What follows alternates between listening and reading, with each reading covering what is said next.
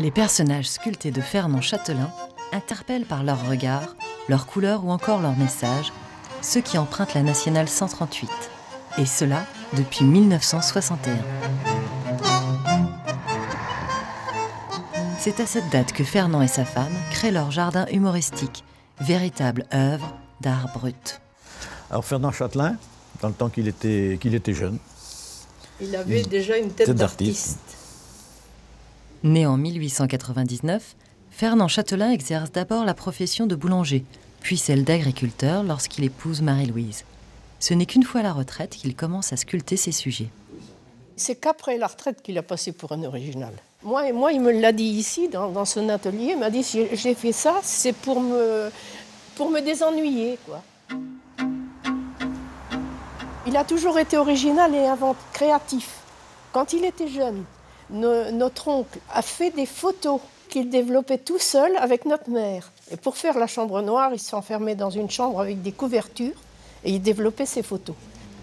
Photos, lettres de guerre, cartes postales de voyage, Gisèle et Bernard ont également conservé le vieux dictionnaire de leur oncle, qui lui aurait servi de source d'inspiration pour un bon nombre d'œuvres, notamment celle intitulée « Les Centaures ».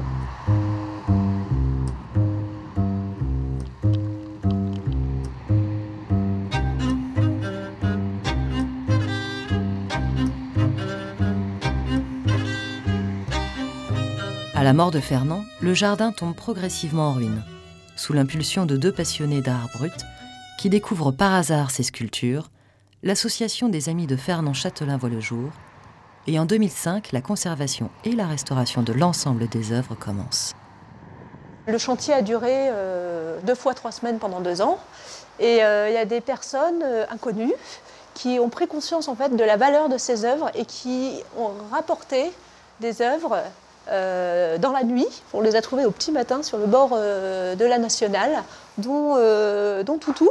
Et ça a été très touchant en fait, de trouver ces œuvres au bord du chemin le matin, alors que les gens nous ont vu travailler dans la journée, mais ne nous en ont pas parlé.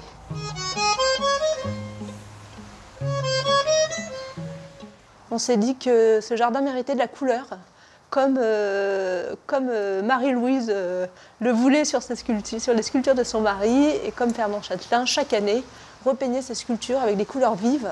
C'était un jardin très ouvert sur l'extérieur, et Chatelain aimait beaucoup quand les gens s'arrêtaient pour leur expliquer l'histoire des œuvres et parler avec eux. Ça lui faisait de la vie dans sa vie, et lui apportait de la vie dans la vie des autres.